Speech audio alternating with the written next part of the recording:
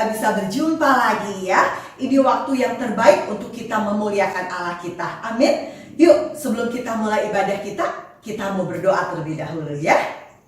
Tuhan yang baik, selamat pagi. Terima kasih untuk kebaikan Tuhan, perlindungan Tuhan, kesehatan yang Tuhan beri. Kami bersyukur Tuhan. Dan biarlah pagi hari ini kami mau memuji nama Tuhan sebagai ucapan terima kasih kami kepada Tuhan.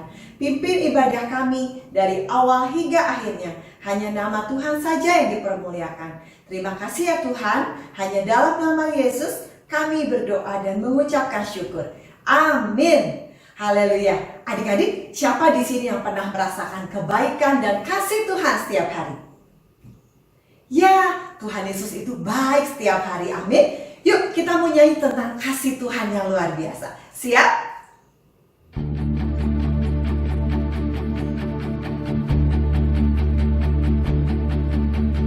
Come on now, let's open up the book.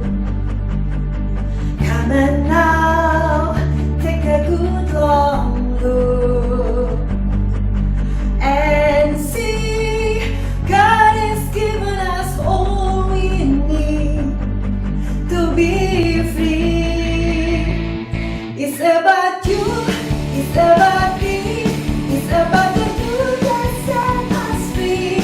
It's about L-O-V-E, love from the Father's up above. It's about hope, it's about life, it's about the love of Jesus Christ. It's about everlasting, never failing love. Come on now, let's open up the book.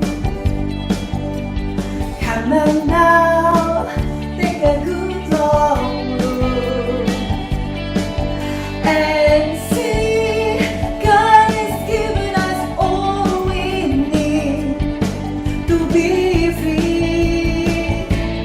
It's about you, it's about me, it's about the good that set us free. It's about L-O-V-E, love from the Father's up above.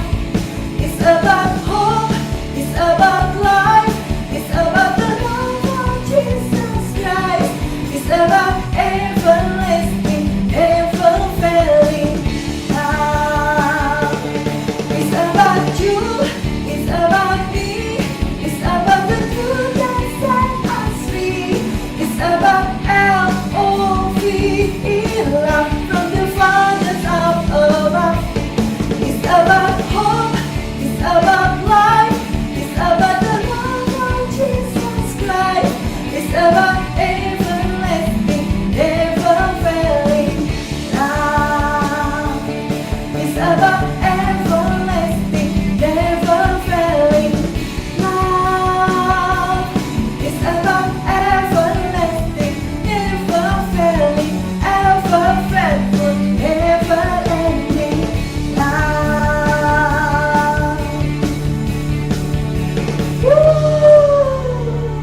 Kasih Tuhan luar biasa. Dia Allah yang baik. Dia mati di kayu salib tujuannya untuk menebus dosa kita. Kita yang akan dihukum, kita yang harusnya binasa, tapi Tuhan Yesus sudah mengampuni dosa kita. Yuk kita juga mau belajar untuk memaafkan orang yang bersalah kepada kita. Haleluya. Kasih itu memaafkan, kasih itu tak pernah dendam, tak simpan kesalahan orang. Kasih itu memaafkan, bukan hanya 3 kali, bukan pula 7 kali, tapi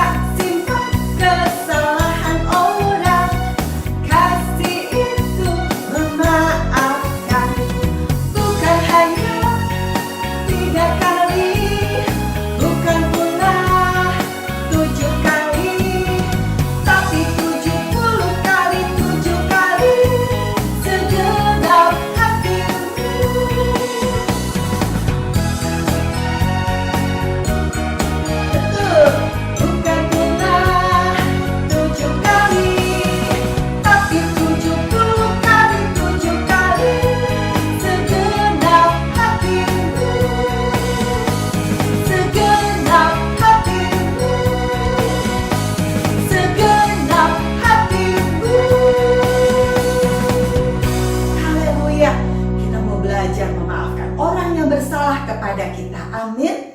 Sampai berapa kali? 3 kali? Tidak. Sampai banyak. Ya, kita harus melupakan kesalahan teman kita. Terima kasih Tuhan. Ajar kami kasih-Mu setiap hari, agar kami memiliki kasih Tuhan yang besar.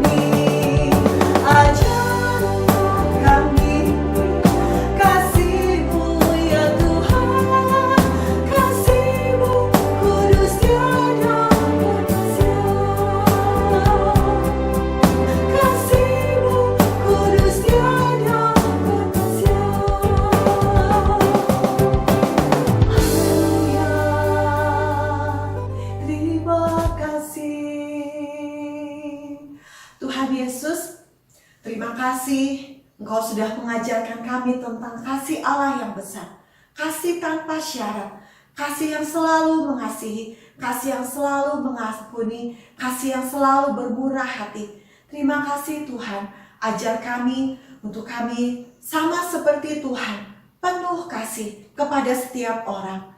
Terima kasih Bapa, sebentar kami akan mendengarkan firman-Mu. Tuhan ajar kami untuk kami boleh mengerti, bahkan kami mau melakukan firman-Mu. Terima kasih Tuhan, hanya dalam nama Tuhan Yesus kami berdoa dan mengucap syukur. Amin. Selamat menikmati firman Tuhan.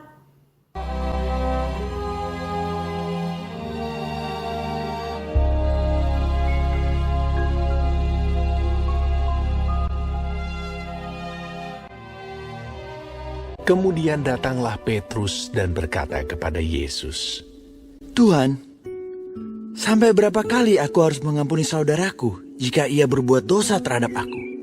Sampai 7 kali?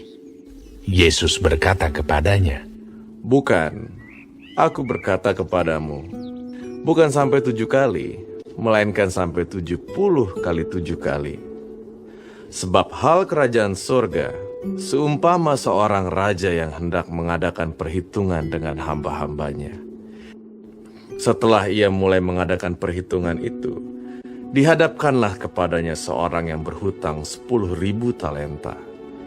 Tetapi karena orang itu tidak mampu melunaskan hutangnya, raja itu memerintahkan supaya ia dijual beserta anak istrinya dan segala miliknya untuk membayar hutangnya. Maka sujudlah hamba itu menyembah dia. Katanya, Sabarlah dahulu, segala hutangku akan kulunaskan. Lalu tergeraklah hati raja itu oleh belas kasihan akan hamba itu, sehingga ia membebaskannya dan menghapuskan hutangnya. Tetapi ketika hamba itu keluar, ia bertemu dengan seorang hamba lain yang berhutang 100 dinar kepadanya. Ia menangkap kawannya itu. Katanya, Bayar hutangmu. Maka sujudlah kawannya itu dan memohon kepadanya, Sabarlah dahulu, hutangku itu akan kulunaskan. Tetapi ia menolak dan menyerahkan kawannya itu ke dalam penjara sampai dilunaskannya hutangnya. Melihat itu, kawan-kawannya yang lain sangat sedih, lalu menyampaikan segala yang terjadi kepada tuan mereka. Raja itu menyuruh memanggil orang itu dan berkata kepadanya, Hai hamba yang jahat, seluruh hutangmu telah kuhapuskan karena engkau memohonkannya kepadaku. Bukankah engkau pun harus mengasihani kawanmu seperti aku telah mengasihani engkau? Maka marahlah tuannya itu dan menyerahkannya kepada algojo-algojo sampai ia melunaskan seluruh hutangnya. Maka Bapakku yang di sorga akan berbuat demikian juga terhadap kamu, apabila kamu masing-masing tidak mengampuni saudaramu dengan segenap hatimu.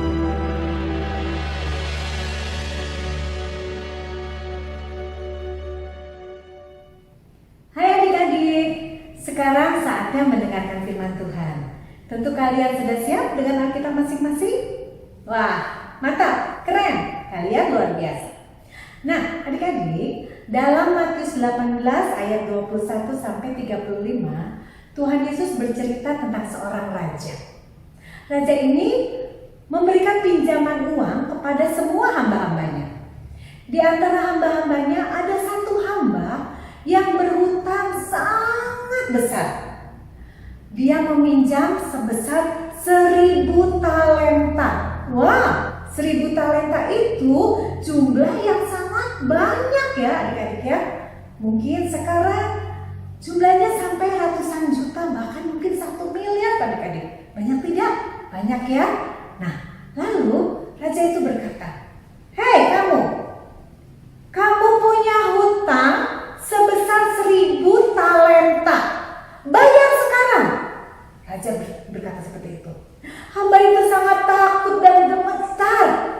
Dia berkata, Oh Tuhan, maafkan saya Tuhan. Saya belum punya uang sekarang untuk membayar hutangku. Lalu sahut raja, kalau kau tidak bisa membayar hutangmu, maka sekarang kamu harus membawa istri dan anak-anakmu, dan kamu juga beserta seluruh yang kamu miliki, dan menyerahkan itu semua. Waduh, hamba itu tambah sedih, tambah takut.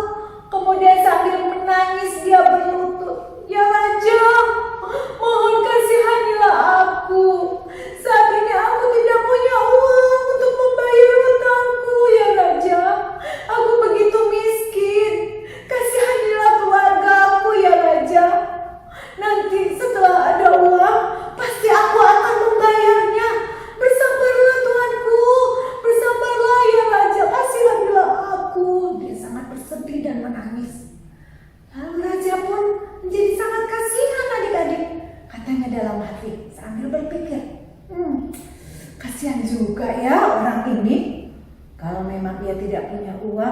bagaimana ia akan membayarnya.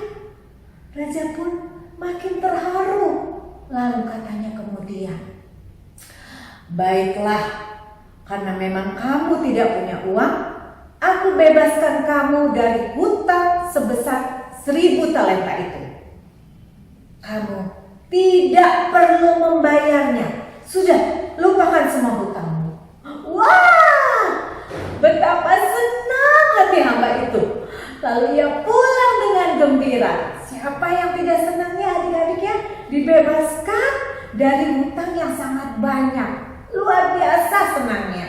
Nah, ketika dia jalan menuju rumahnya, hamba itu bertemu dengan saudaranya yang berhutang juga kepadanya adik-adik. Lalu ia segera mendekati saudaranya itu dan apa katanya? Hei kawan, bayar hutangmu yang 100 dinar itu kepadaku. Wah adik-adik, 100 dinar? Sekarang ini kira-kira harganya hanya 10.000 adik-adik. Jika kita bayangkan dan bandingkan 1 miliar dibandingkan dengan uang 10.000, tentu uang 10.000 hanya sedikit ya adik-adik, yang kecil sekali. Tapi hamba jahat itu lupa bahwa ia baru saja mendapatkan anugerah pembebasan hutang dari raja. Ia tidak peduli adik-adik. Dia mencekik leher saudaranya. Ia memaksa agar saudaranya itu membayar hutangnya. Cepat bayar hutangmu sekarang juga. Lalu saudaranya sangat kesakitan dan berkata, saudaraku, tolong kasihani aku. Saat ini aku tidak punya uang untuk membayar hutangku. Aku terlalu miskin. Nanti setelah ada uang, aku pasti akan membayarnya. Aku janji. Namun hamba yang jahat itu tidak mau melepaskannya adik-adik. Malah ia berkata, baiklah, kalau kamu tidak bisa membayar hutangmu, aku akan memasukkanmu ke dalam penjara. Waduh adik-adik, sambil kesakitan saudaranya itu berteriak minta dikasihani. Namun hamba yang jahat itu tetap tidak memaafkan, tidak mengasihi saudaranya dan memasukkan saudaranya itu ke dalam penjara. Namun hamba itu tidak tahu adik-adik bahwa kejahatannya dilihat dan dilaporkan oleh para pengawal raja. Raja sangat terkejut waktu mendengar laporan para pengawalnya, lalu segera memerintahkan untuk memanggil hamba yang jahat itu. Ketika hamba itu datang di hadapan raja, raja langsung berkata, kamu memang hamba yang jahat.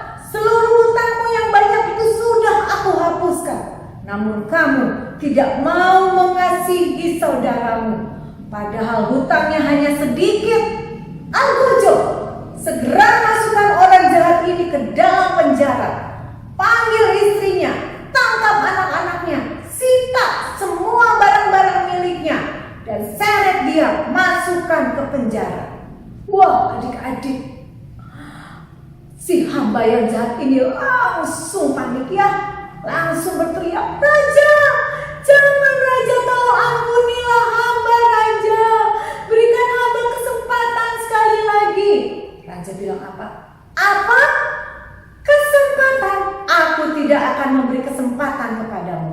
Saat ini, kalau kamu tidak bisa membayar, kamu harus menunggu di penjara sampai kamu bisa membayar lunas semua hutang-hutangmu yang 1.000 talenta itu.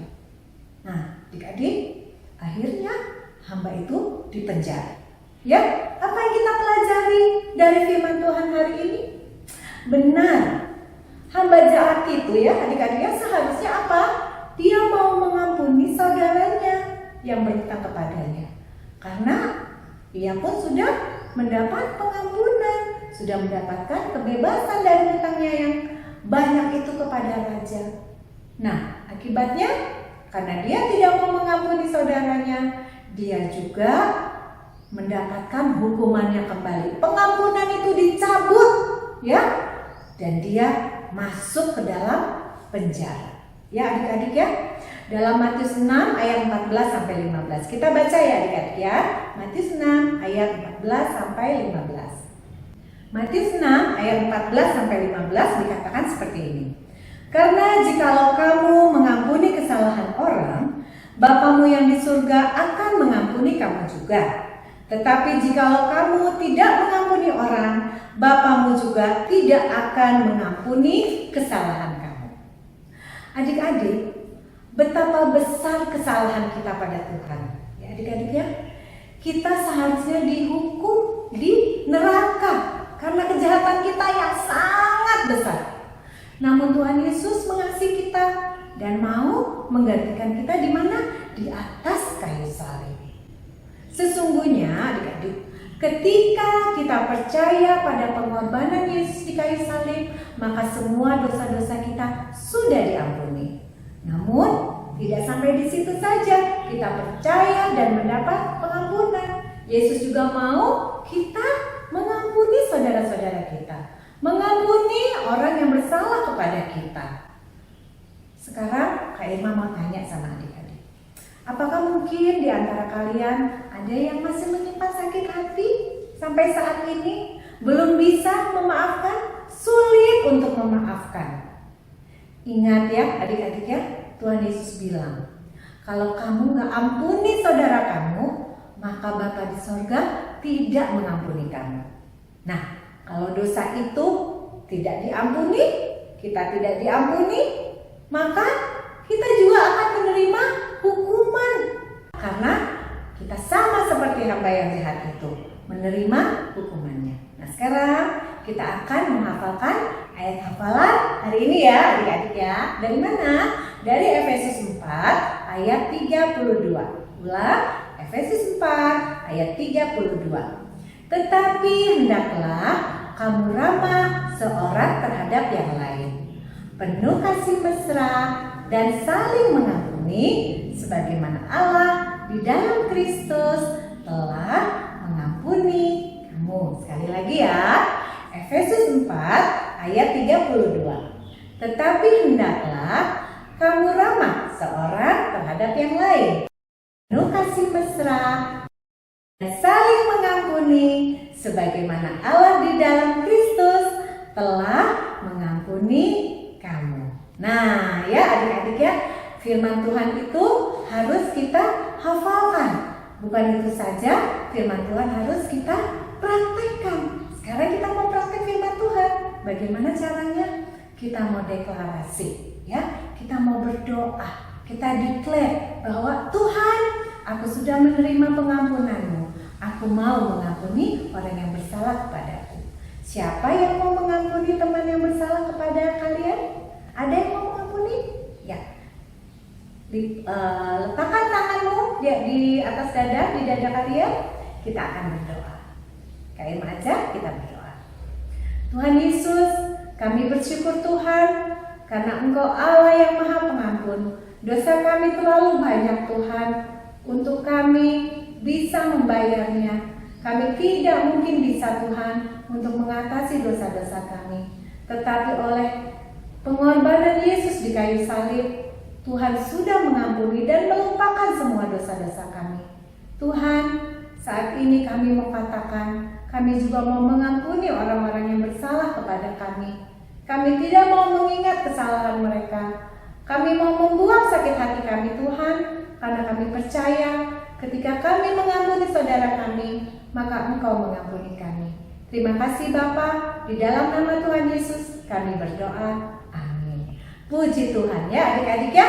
Sekarang kita akan selalu mengingat-ingat dengan quote of the week ya. Kayak punya quote of the week apa? Aku mengampuni karena aku diampuni. Lagi, aku mengampuni karena aku diampuni. Puji Tuhan. Terima kasih adik-adik. Adik, pagi ini kakak akan mengajak kalian untuk membuat sebuah bingkai foto. Nah, adik-adik ingin tahu cara pembuatannya? Yuk! Bahan-bahan yang adik-adik siapkan adalah sebagai berikut. Langkah selanjutnya, adik-adik siapkan dus yang sudah dipotong dengan ukuran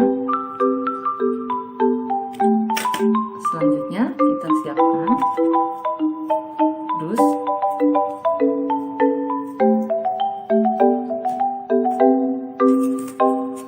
Masing-masing dengan ukuran 2,5.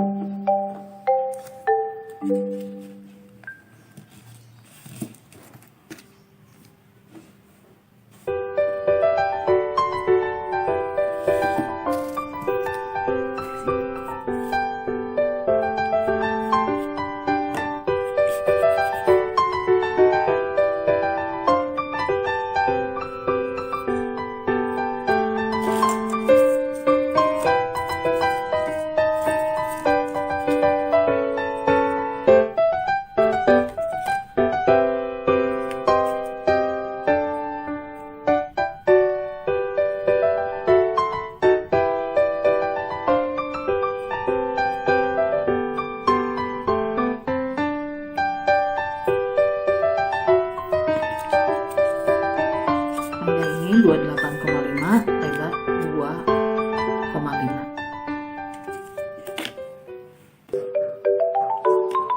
Masing-masing kita bikin tanda 11 cm.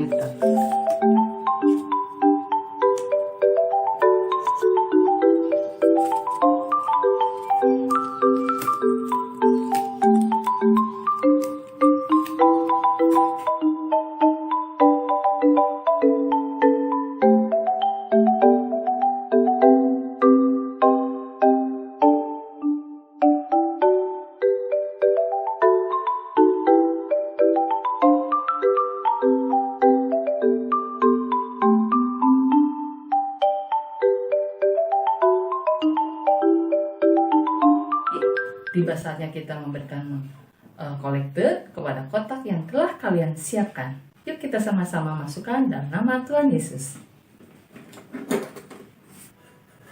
Sekarang kakak undang kalian untuk bangkit berdiri dan tadakan tangan.